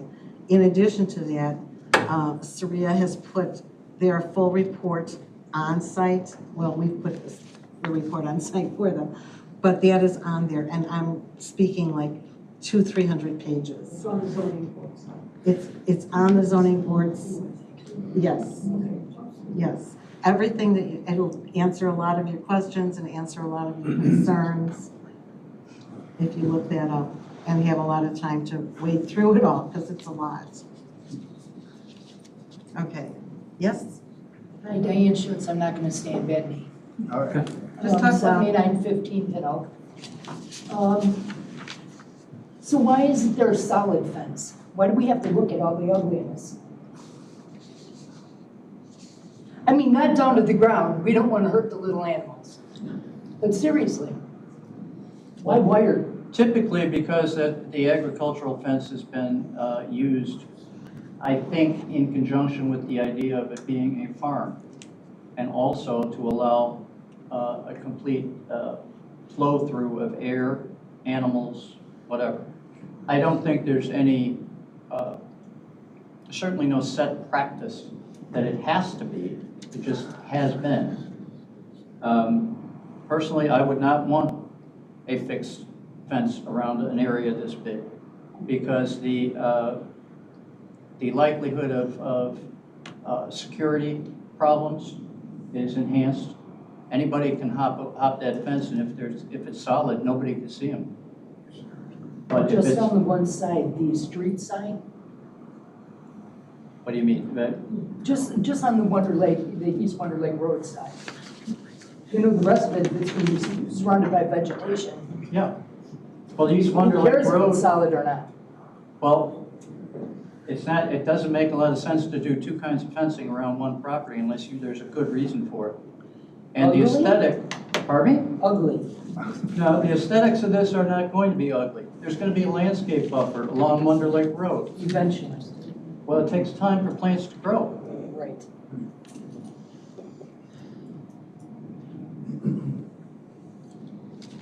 Any other questions? Paul Thomas, 3005 Rosemary. When you pick these sites, let me say, you kind of answered it a little bit, but do you take into consideration, you and Comment coming together and say, this will be a good site for you? Or are you just rolling the dice right now? You look at the site's topography, it has to be generally flat. There can't be a little bit of slope. I think from the edge to the center of this property is about 8 feet, something like that. For topo. You know, for topo, yeah. But the transfer of power, that's what I'm Oh, the transfer of power, yeah. We're limited because if the lines can handle the increased My load. question is, did you talk with Comment prior to buying these properties? That they can take the power that you want to give them? Oh, yes, that's part of the application process. Okay. Yeah, That's they know it's already- coming, and, you know, if upgrades are required and those are put in and we pay for them, then they'll take the power. It's not gonna just sit there, you know, until, you know, we get the situation, comment need and for have the it. situation in hand. Do we need the power there? That's a question above my pay grade. ComEd is always looking for sources of renewable power because it will allow them to lower the costs they spend on other types of power, whether it's the nuclear plant, whether it's the coal plant in some areas, or what. They buy power. And it's mandated by the state. Oh, yeah, and it's mandated by the state too. So, sorry, I tend to forget laws. It's arbitrary mandate, that's like. No, So, who's funding the project? Is it grant money? no, this is private money. It's private. Private money. You get nothing from the state? No, no grants, That'll be no transparent. loans from the state, no. Okay. And what is the approach to the community? I know you say that they'll save them $10 or 10%. Average is $100 for a ComEd bill, and we live in a neighborhood. So you're saying it's $10. This is right at the entrance of our community. If you get to go to wherever you live, but this is where we live. And this is our entrance, this is our front door to our community. I understand. Do you understand? Yes, I do. Okay. For a $10 savings in a 30-year, I just passed the one by Raffle Road. The weeds are this tall, it looks like shit. You're thinking of 4 to 6 times a year. Do you have a question? Does it? Well, yeah, the question is, what's the pros for our community? We need to be there. I'm not sure that he can answer that adequately, sir. Okay. Okay, if there's no more questions, then save your comments till comment time. Are more questions? You already spoke, ma'am. I only had one question answered. The name's Ortega, the road's East Wonder Lake Road. Did the petitioner bring, since the owners, you've established that the owner's not here, did you bring? The owner is here. You are the owner? No, the owner of the property is here, Mr. What's the question? The question is, who is the owner and did he bring his legal counsel? Did I bring what? Okay, let me introduce myself. My name is Herb Glissendorf. I'm the successor trustee to the Joyce A. Olson Trust. My stepfather, Newt Olson Jr., bought this property in 1956, okay? It's been basically, from the pictures you can see from the 30s, it's been utilized as farmland, approximately 25 to 35 acres being farmed through all these years. Multiple years were just a local farmer, the Barr family, Roland, and then his son Kevin now farms it. We've had it for a number of years. Back in the 90s, we looked at maybe selling it, doing away with it. We put it on the market. There was no interest in it. There was nothing, for building or anything else. We've had it on, we put it on the market in this last year again. We did get an offer. We had a couple people look at it. We did get an offer from Sierra Power here. At first, when they told me it was solar power, I said, well, I didn't know, and we sort of kicked it around and talked about it in our family. I did a little bit of research. I feel that it's a good fit because of what it'll do for the solar power, the green energy coming in. Plus, if you look at a lot of them, I know there's some that may look bad. Once the shrubbery is planted and stuff, they tend to see them. I see them all over. But anyway, there was a question you had, and you asked if I had brought something, and I didn't catch that part of the question. Your legal counsel. Legal counsel. I have legal counsel not with me today. I had it looked at by legal counsel when we are in the process of selling it. So yes, that way I did. And that's all I can say towards that. All right, thank you. All right, one more question? Yes, the green area that was on the one slide. We're recording, so you have to give me your name and address, please. Diane Schutz, 7915 Pin Oak. Okay, thank The you. green area that runs along 120 and the green area, on the one slide, it had a green area. Can you bring that slide up again so that we can be more specific?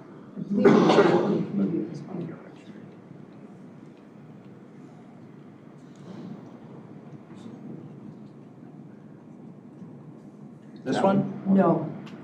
The one where it showed the person all the way around, across the street from Wonder Lake Road. Was that on my across the street from 120. Are you talking about the photographs? This one? The graphic. No, that's not. Are you talking about the land use map that I had up? Yes, I believe so. Let me pull up mine, Okay. hold on a second. So mine, this one here? Yeah, that's it right there. Okay. So now you would own all of where the green is? No. No.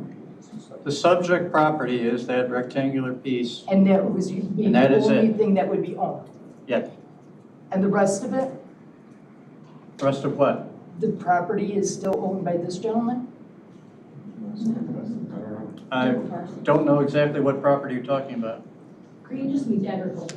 The subject property is clearly outlined, and that is the only parcel that we're talking about, to my knowledge here. If you're talking about the other green parcels, Yes. that, I don't know who owns them or what. This is a land use map that the county put together, so anything that's light green means that it's zoned agricultural. That's just a zoning map. Yeah. Thank you. Any other questions? Okay, seeing none, then we'll move on to the staff report.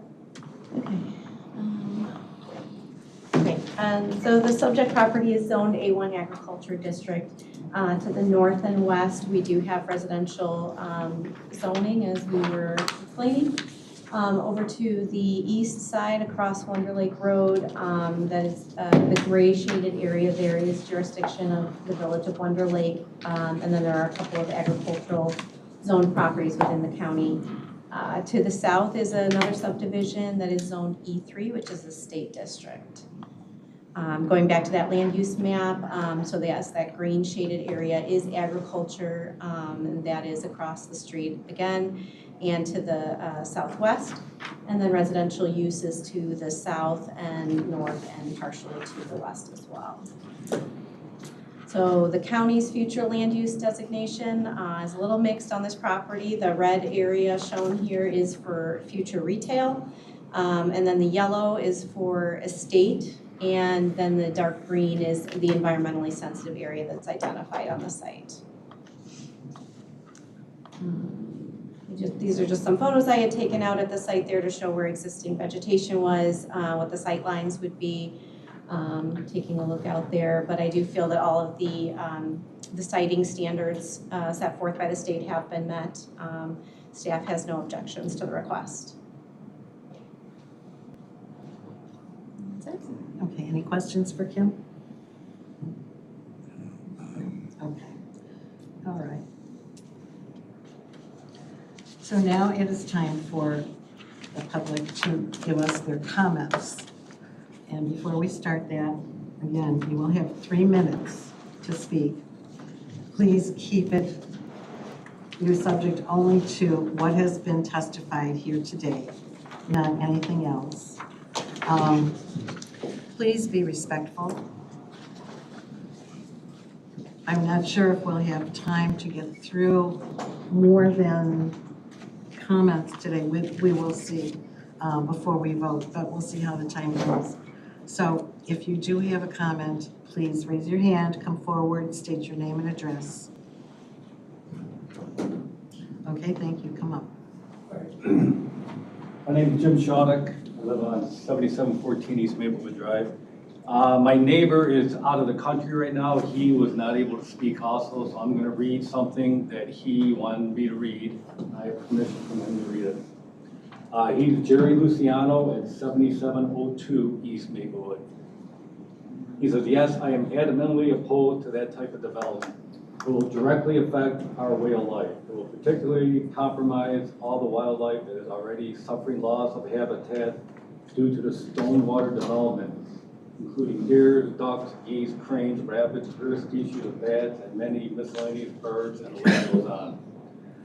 Clearing land for solar farm destroys animals' natural habitats, forcing them to move further for food and making them more vulnerable to predators. Solar farms also disrupt the migration patterns of birds. We have nesting sandhill cranes, ducks, geese here every year. Also, birds may be tricked into changing flight direction and approaching solar farms, which can appear like lakes from a distance. When they realize the panels aren't water, they may collide with them, be killed or injured. The construction and operation of solar farms creates somewhat of noise and light pollution that disturbs wildlife behavior, and just as importantly, will be an eyesore that reflects directly into my front window. They can also alter sun exposure, moisture, and surface temperatures, which can have unexpected impacts on local plants, animals, and other residents, including humans, for the area. For example, PV panels can shade the land, may block rainfall in some areas, can cause heavy runoff, which can change growing conditions for plants, as well as flood our roads and yards.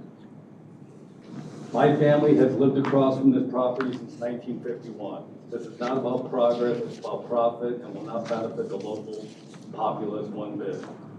We built in this area, and other people have moved to this area in part for scenic beauty, which would be eliminated by the placement of solar farms, literally in our backyard. Other solar areas are generally put far away from populated areas to avoid this. He is absolutely opposed to this idea. And also, that's the end of his statement. And also, Wonder Lake has a water quality issue in both private and municipal wells, which has been in the news a lot lately. I know what they say is all positive, but as these solar panels break down, we don't know exactly what happens, what leaches into the ground. And, you know, it's just, we don't need more problems with something leaching into the ground to affect our water. I think there's plenty of other areas that, I mean, this could be done. And this is literally the entrance to our subdivision, Green Hill Shores and Sunny Oaks. I mean, this is what everybody sees when they come. I mean, it sounds like it's a done deal, but I think it should be put somewhere better that's farther away from subdivisions. That's all I got. Thank you.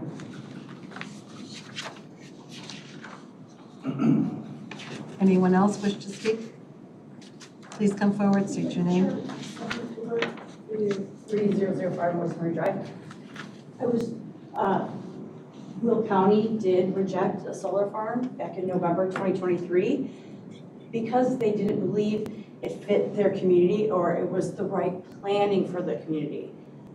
Wonder Lake is growing and we need to plan properly. And we have a plan for residential and commercial going there, an economic plan that your staff member brought up. So I just feel like this is the most proper way to plan for our future for the next 30 years. That's my statement. Thank you. Thank you. Anybody else? Yes, please stand, say your name and address.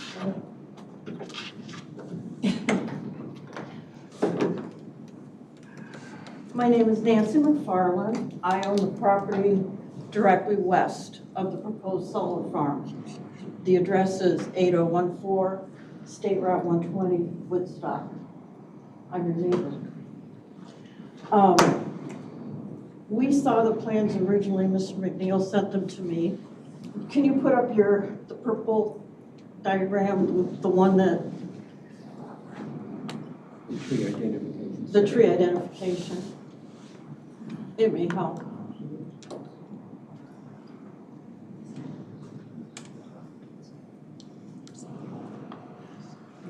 Yeah. All right, my property is right here, starting at the top of the purple down to the green. The original plan had the solar array stopping right here, from here to the street. The revised plan puts the array directly against my property line, cutting down woods that have been there for years. I know you said it's second growth, but those oak trees that are up in the purple area are very important to me as well. I'd like to see the plan altered to cut the arrays off that are right up against my property line further to the east. There are a lot of deer and turkeys and coyote that use this area, as this gentleman said, about places to, to rest and hide and live. And clear cutting that whole side of the property is just against what we believe in. I've played on this property since I was a little girl. It's very, very important to me. And I want to see the wood saved. It's important to the the flora and fauna and very important to me. So if you could change the site plan, take some of those arrays off, we'd support it. But right now, we're against it. Thank you. Anybody else have a comment? Yes. Rose Engelbrecht, 2812 Michael Street. And I agree with what these last few people said. It's more important with our lives, what we do with our land. And I can't see how all these objects, that the panels and all, are going to be more beneficial and health-wise as opposed to something more natural and recreational to promote our community activity and keep us alive longer and moving around. So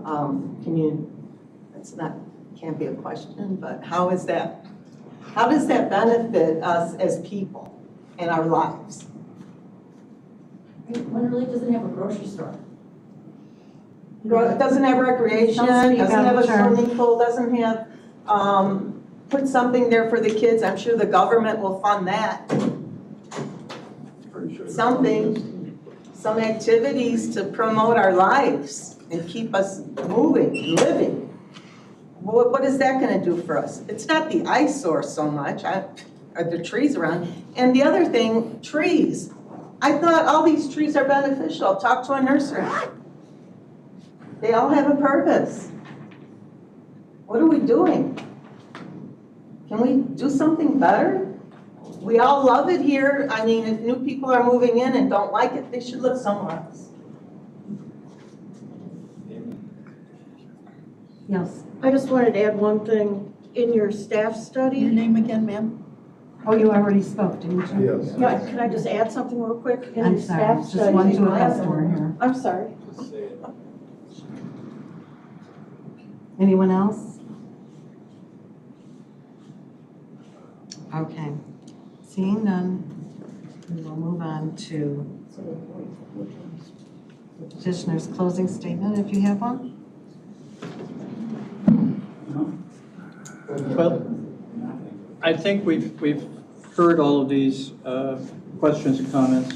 I think we've done our best to try to answer them as clearly as possible. There are some issues that have been raised that I think we can take a second look at our site Could plan. you come closer then if you can't hear? That we could take a second look at our site plan and see if there's any revisions that we can make, but I can't commit to those revisions at this time until we study them. But I can commit to the fact that we will look at them and we can get back to the board with any changes that can be made. But overall, the project, the site, the location fits the needs of a solar farm. In terms of the overall planning, the specific plans may not address a solar farm on this site, but the need for renewable energy is such and only going to increase that it is our belief that sites such as this should be considered for solar farm development. And if I may, I want to thank the panel. I want to thank everybody for coming here. And I think your questions were great. I really appreciate it. I think we learned something today. We'll try to accommodate what we can with the fence as well. I think there was really good input on that. We also believe that we've met all the state standards, all the county standards. I think we've shown that through our testimony today, and we would appreciate an aye vote. Okay, thank you. So at this point, I will close the hearing portion of this meeting and we'll move on to the voting portion of the meeting. We do have some conditions to discuss.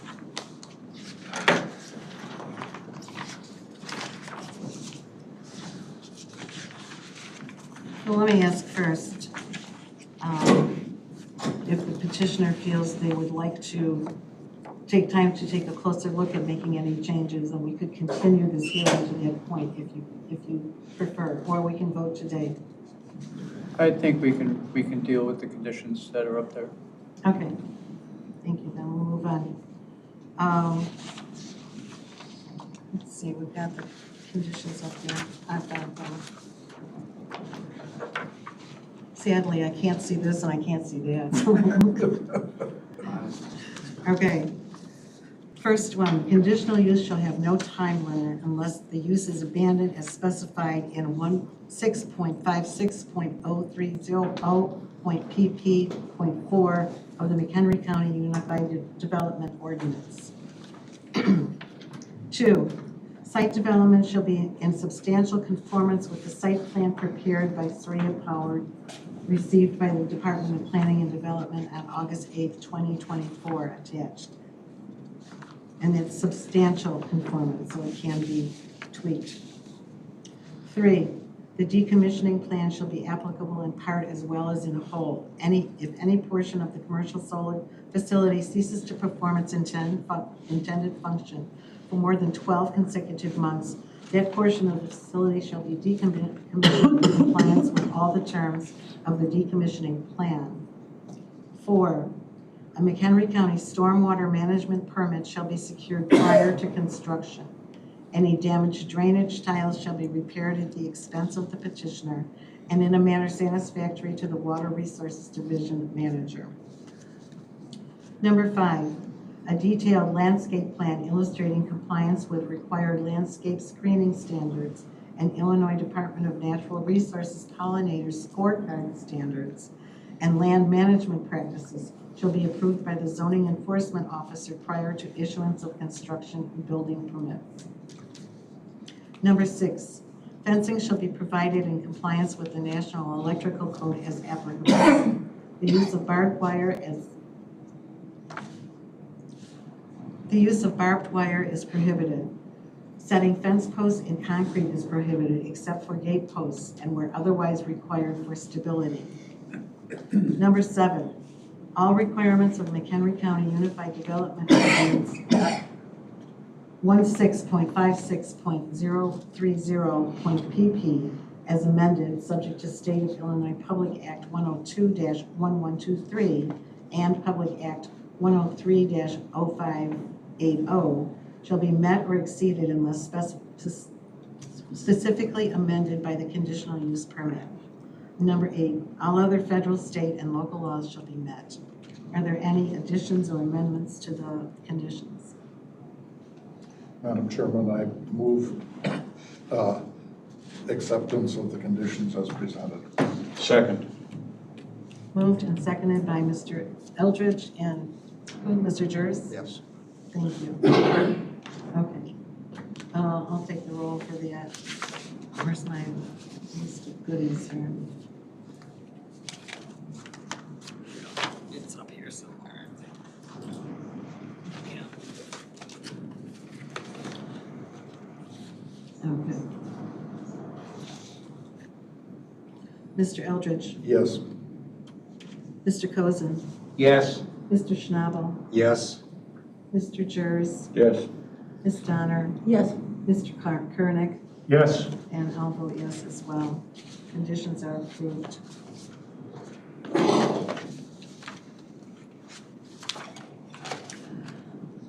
Okay, I'll take a motion for approval of the... Madam Chairman, I move approval of the petition subject to the conditions. I'll second that too. All right, thank you. And that is, once again, for application number 2024-042 for conditional use permit to allow for a commercial solar energy facility. Okay, and that was Mr. Eldridge and Mr. Jers. Okay, any discussion, Mr. Eldridge? Thank you, Madam Chairman. As has been noted a couple of times, the state of Illinois has dramatically lifted our ability to do anything. I would note for the lady who brought up a Will County position, the McHenry County State's Attorney has ruled that we must, if state standards are met, approve a petition, and what happens in Will County is not relevant to us. It's what the McHenry County State's Attorney has ruled. We have an obligation to follow the law pursuant to our own state's attorney. This is a site that I would have serious questions about if we had more leeway, because it is clearly in conflict with planning that was done in the past, although I would note that that planning was done 15 years ago. I was involved in it, as a matter of fact, and nothing has happened to the site, which is evidence that there really is no market, or the gentleman would have received interest from potential commercial users. I think it's perfectly possible that if this did not go forward and the site remained vacant for a great many years, that there might in the future be, but that is speculation about pretty much any site anywhere. Since I am a firm believer in private property, I give deference to the owner of a property when he wishes to do something that is both lawful and reasonable. I do think this is a reasonable site for a solar farm. It's a site that has a potential interconnection with Commonwealth Edison that is suitable for it.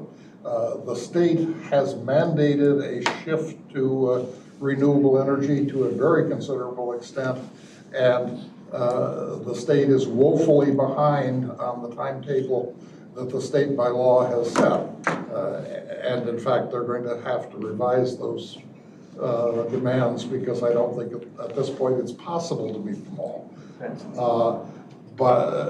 However, it is the public policy of both the state and McHenry County to encourage the development of solar farms as renewable energy. We seem to be a good location for solar and not so good for wind. So we've had a lot of interest in doing so. And this is being developed with private funding. I believe that all of the state standards have been met, and in the light of that, I am required to, with some reluctance, but not a lot of reluctance, I shall vote in favor of this. Thank you. Ms. Donner? You said it better than I could, but I'm in the same position. It's not exactly what I would like to see or want to do, but if the state says we must, and looking forward 25 years, we've just gone through that, and it's hard to determine, to look at it again in 10 years, who knows?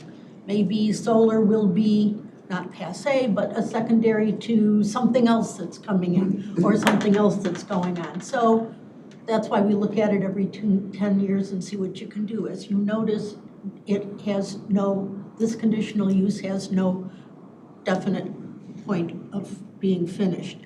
It'll be what the participant here is suggesting could be up to 30 years. I won't be here, but my family lives in Wonder Lake area, and I care about them too. I care about the water, I care about a whole bunch of stuff, but this piece at this time in this area is conducive to doing a solar, and I will agree to it. Like I said, you said it better. You said it so much better. Thank you. Mr. Kosa? Thank you, Madam Chairman. I will defer to the remarks on land use to my colleagues and process, and rather I will look and hope the public record captures the technology, specifically seeking guidance from Arthur C. Clarke, who said that any sufficiently advanced technology is indistinguishable from magic. In the last 48 hours, this region suffered a stress that has never been recorded before, and yet it may have seemed like magic that there was no interruption to all those comforts that we have taken for necessity and even for public health. For the public record that was submitted by the applicant and was on display shows that there is a 35 kV feeder line on the north side of 120. It travels in a westerly direction to a ComEd substation that has been there for over 16 years without shielding, with a farm light and multiple fan coolers, all necessary for the distribution of the power that we have come to rely upon, not necessarily in our house, but in the region, so we would not have any cascading loss of those services that we've come to rely upon. And for that, with the remarks of my colleagues, I will be supporting this petition. Thank you. Thank you. Mr. Schnabel.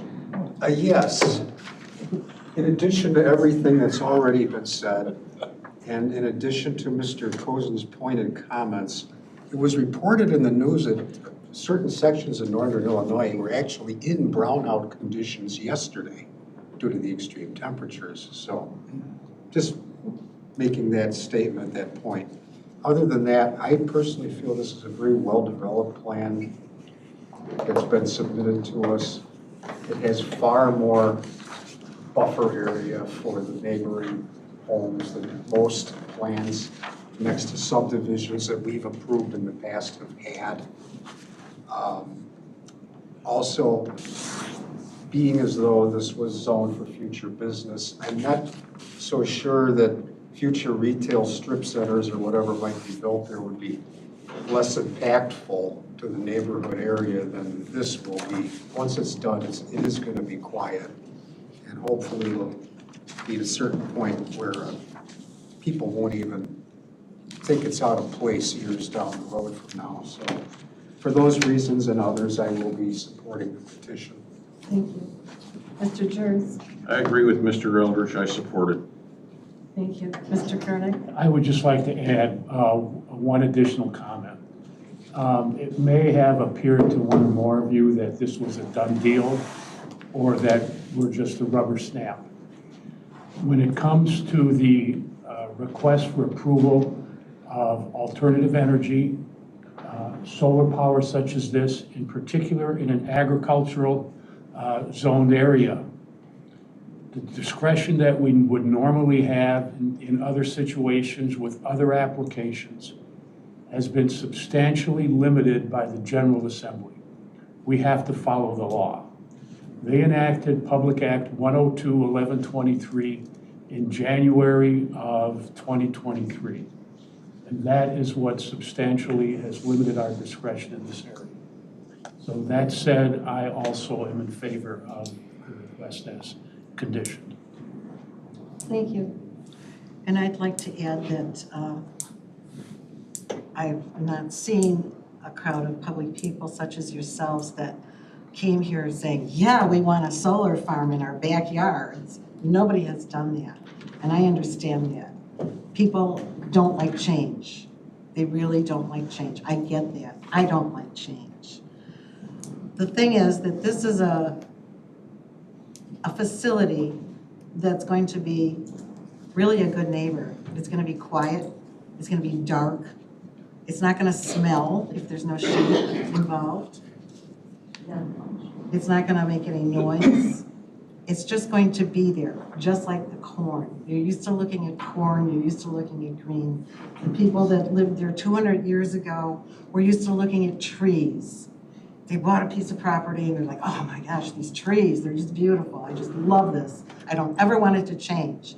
The following month, another man came along and bought the property next to him and chopped down every tree and planted corn.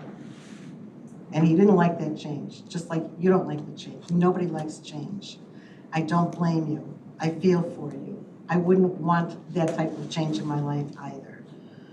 I urge you to look at the report that's online to answer all your questions. I believe that Surya is a company that they've always come well prepared here. They've always done a good job. I think that they will be very good neighbors, especially if they own this property. And I also feel that when you have concerns, you can go to them with those concerns and get answers for them. Again, it could be worse. It could be a gas station. It could be a pig farm. It could be anything. But it's a solar farm. So I am in favor as well. Okay, we'll take the roll. Mr. Eldridge? Yes.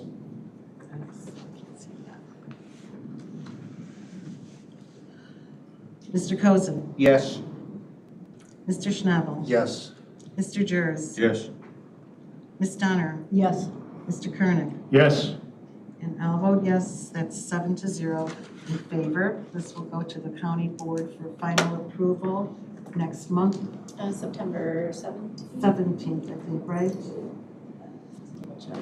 Yes, 17th. Yes. And let me note to the public that we're only a recommending body. The decision that actually matters is at the county board.